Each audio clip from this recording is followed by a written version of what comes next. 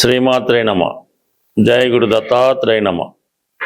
ఈ వీడియోలో మనం మేషరాశి వారికి జూన్ 21 నుంచి 27 మధ్యలో జరగబోయే వార ఫలాలు పరిశీలించినప్పుడు ప్రత్యేకంగా మేషరాశి వారికి ఈ వారం నుంచి రాస్యాధిపతి కుజుడు ధనస్థానంలో ప్రవేశించడం జరిగింది. ఒక విధంగా అష్టమాధిపతి ధనస్థానంలోకి వచ్చినప్పుడు జాతకుడికి ఆకస్మిక ధనలాభం లాంటిది కలుగుతూ ఉంటుంది. అలాగే కుజుడు కారకత్వాలైనటువంటి అన్నదమ్ములు సహకరిస్తారు. భూములు స్థిరాస్తుల పైన ఆదాయం పెరుగుతుంది. ఇది ఎక్కువగా రియల్ ఎస్టేట్ రంగంలో ఉన్న వాళ్ళకి బాగా కలిసి వచ్చే అవకాశం. అలాగే కుటుంబ పరంగా మీకున్నటువంటి సమస్యల్ని పరిష్కరించుకుంటారు.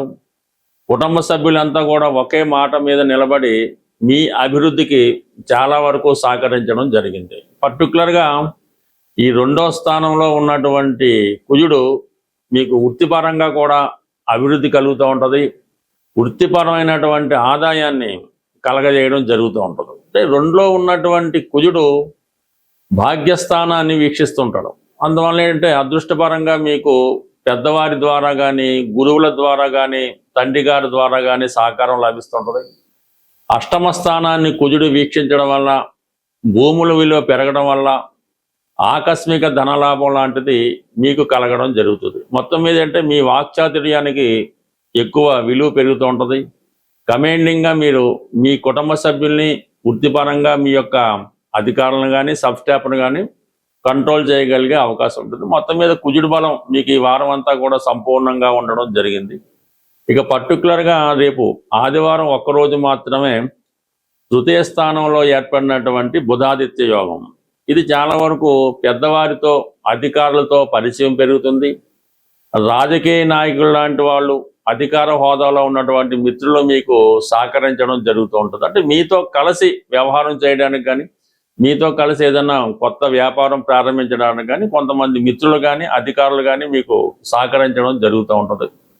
ఇంచుమించుగా మనకి సోమవారం నుంచి బుధుడు 4వ స్థానంలో ప్రవేశించి అక్కడ ఉన్నటువంటి గురుగ్రహంతోనూ అలాగే శుక్రగ్రహంతోనూ కలియడం వల్ల ఒక మంచి విద్యాయోగం, అంటే ఉన్నత విద్యాయోగం లాంటిది ఒక యోగం ఏర్పడుతుంది.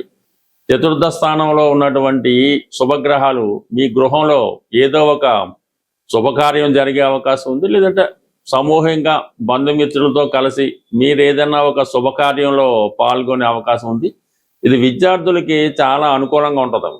ఎవరైతే మరి కొత్తగా ఈ మెడికల్ ఎంట్రన్స్లో పాస్ అయ్యి మెడికల్ విద్యలో ప్రవేశిద్దాం అనుకుంటున్నారో అటువంటి వారికి మీకు మంచి ర్యాంక్ లాంటిది రావడం, అందులో మీకు కోరుకున్నటువంటి మంచి కళాశాలలో సీట్ రావడం జరుగుతూ ఉంటుంది. ఇంచుమించుగా మీరు విద్యారంగంలో ఎవరైతే ఉంటారో విద్యా ప్రవేశం ఏ కాలేజీ అవనివ్వండి, మొత్తం మీద విద్యార్థులకి ఇది చాలా మంచి అవకాశం. 100% మీ ప్రతిభకు తగిన గుర్తింపు, మంచి కాలేజీలో ప్రవేశం, మంచి హాస్టల్లో సీటు దొరకడం, ఇవన్నీ రాశి వారికి ఏర్పడుతుంది. అలాగే మొత్తం మీద కుటుంబ సభ్యులంతా కూడా సహకారంతో మీ యొక్క అభివృద్ధికి చాలా వరకు ప్రోత్సహించడం కూడా జరుగుతూ ఉంటుంది. ఇంకా పైపెచ్చు లాభస్థానంలో ఉన్నటువంటి రాహుగ్రహం మీరు ఏ పని ప్రారంభించినా మీకు విదేశంలో ఉన్నటువంటి మీ బంధుమిత్రులు కానీ, ప్రభుత్వ రంగ సంస్థలు కానీ, పెద్ద పెద్ద పారిశ్రామికవేత్తలు కానీ మీకు సంపూర్ణంగా సహకరించడం జరుగుతుంటుంది.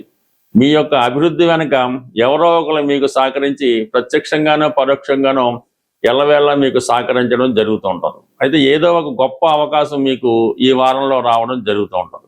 మరి శని భగవానుడు మీకు 12లో ఉండడం వల్ల ఈ సమయంలో మీరు ఎక్కువగా ఇన్వెస్ట్మెంట్ చేయడం జరుగుతూ ఉంటుంది. అంటే పర్టికులర్గా 10వ స్థానంలో ఉన్నటువంటి శని భగవానుడికి గురువు యొక్క దృష్టి పడడం జరిగింది.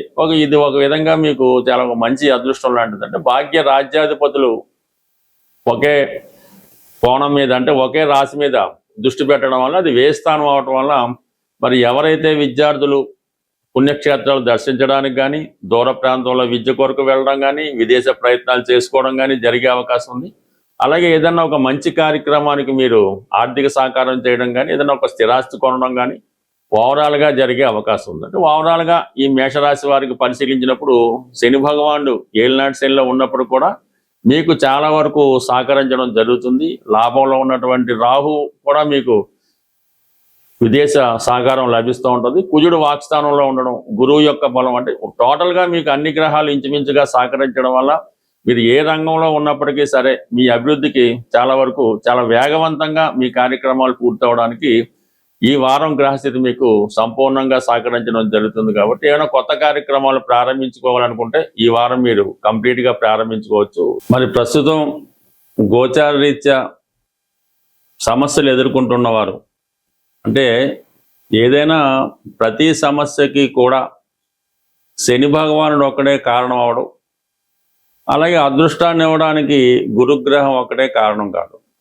బట్ ఏదైనా గ్రహాల యొక్క అనుగ్రహం పొందాలంటే ముందుగా మనం ఏ గ్రహం యొక్క అనుగ్రహం పొందాలన్నా రవిగ్రహ అనుగ్రహం తప్పనిసరి. అందుకనే ప్రతి ఒక్కరూ జీవితంలో ప్రతిరోజు కూడా ప్రథమంగా ఈ సూర్య నమస్కారం చేసుకోవడం, వీలున్న వాళ్ళు ఆదిత్య హృదయాన్ని పారాయణ చేయడం వల్ల రవి అనుగ్రహిస్తాడు. రవి అనుగ్రహించినప్పుడు అటు ప్రభుత్వం సహకరిస్తుంది, పెద్దవారు సహకరిస్తారు, మెయిన్గా ఆరోగ్యం కూడా అనుకూలించే అవకాశం ఉంటుంది. కాబట్టి ఇందులో స్త్రీ పురుషులన్న భేదం లేదు, ఇద్దరు కూడా సూర్య భగవాను ఆరాధించడం వల్ల మీలో కాన్ఫిడెన్స్ పెరుగుతూ ఉంటుంది. అయితే మనం ఏ పని చేయాలన్నా కూడా శని యొక్క అనుగ్రహం కూడా తప్పనిసరిగా ఉండాలి. అటువంటి శనిగ్రహ అనుగ్రహం సులభంగా పొందాలనుకున్న వాళ్ళకి ఈ వారం చివరిలో శనివారం రోజు, అంటే 27వ తారీఖున శని త్రయోదశి రాబోతుంది. ఆ శని త్రయోదశి నాడు విధి విధానంగా మీరు శివాలయంలో ఉన్నటువంటి నవగ్రహాలైనా, ఇండిపెండెంట్గా ఉన్న నవగ్రహాల్లో అయినా ఆ రోజు విధి విధానంగా శని భగవానునికి అభిషేకం లాంటిది చేయించవలసి ఉంటుంది. అది స్వతంత్రంగా కాకుండా అక్కడ ఉన్నటువంటి పురోహితుల ద్వారా, ఆ గుడి యొక్క పద్ధతి ద్వారా 1 by 1, అంటే ఒకరి తర్వాత ఒకరు ఆరాధించుకోవాల్సి ఉంటుంది. ఇప్పుడు సాధారణంగా ఏం చేస్తారంటే ఒకరు ఏదో పువ్వులు పెట్టి పూజ చేస్తుంటాడు, ఒకడేమో నువ్వులు వేస్తుంటాడు, ఇంకోటి వచ్చి ఆయిల్ వేస్తుంటాడు. ఇలాగా అది శనికి చాలా డిస్టర్బ్ అవుతూ ఉంటుంది. అది క్రమశిక్షణ లేకపోవడం అన్నది శని భగవానికి చాలా ఇబ్బంది కలిగే విషయం. కాబట్టి ఏ సమయంలో అయితే మనకి ఎప్పుడైతే శనివారం శనిహోర ప్రారంభమైందో అది 1 by 1 శనికి డిస్టర్బ్ లేకుండా క్రమశిక్షణతో ఈ అభిషేకం చేసుకోవడం. అభిషేకం అయిన తర్వాత కంపల్సరిగా మీరు ఏ దేవాలయంలో పూజ చేస్తారో ఆ దేవాలయంలో ప్రధాన దేవతను కూడా అర్చించి, అంటే వీలైతే శివాలయంలో అభిషేకం చేయించుకొని ఆ రోజంతా కంపల్సరిగా నియమంగా ఉండాలి. శని అభిషేకం అయిపోయిన తర్వాత బయటకు వచ్చి టిఫిన్ చేయడం, మామూలుగా నిత్య కార్యక్రమాలు ప్రారంభించకుండా చాలా నియమంగా సాధ్యమైనంత వరకు సాత్వికమైన ఆహారం తీసుకోవడం, ఆయిల్తో చేసినవి చాలా వరకు అవాయిడ్ చేయడం, చాలా సాధారణమైన జీవితాన్ని గడపడం, వీలైతే ఆ రోజు నేల మీద పడుకోవడం. మర్నాడు ఆదివారం కాబట్టి 90% ఆదివారం కూడా ఆ నియమాన్ని మీరు పాటించవలసి ఉంటుంది. అంటే ఏదైనా ఈ 2 రోజులు కూడా సంపూర్ణంగా మీరు చాలా సింపుల్ లైఫ్ అనుభవించడం వల్ల ఆటోమేటిక్గా శని భగవానుడి యొక్క అనుగ్రహానికి సులభంగా పొందడం జరుగుతుంటుంది. మామూలులో చేసుకోవచ్చు. ఈ ప్రత్యేక పర్వదినాల్లో చేసుకున్నప్పుడు ఆ ఫలితం మరింత అధికమైనటువంటి ఫలితాన్ని ఇవ్వడం జరుగుతుంటుంది. కాబట్టి కంపల్సరిగా మరి ఈ వారంలో వచ్చే శని త్రయోదశి, ఆ మన్నాడు వచ్చే ఆదివారం 2 రోజులు చేసుకోవడం వల్ల కంప్లీట్గా మీరు అటు సూర్య భగవానుడి అనుగ్రహం, శని భగవానుడి అనుగ్రహం లభించి మీ జీవితంలో ఉన్నటువంటి చిన్న చిన్న సమస్యలకి చాలా సులభంగా పరిష్కారం లభిస్తుంది. స్వస్తి.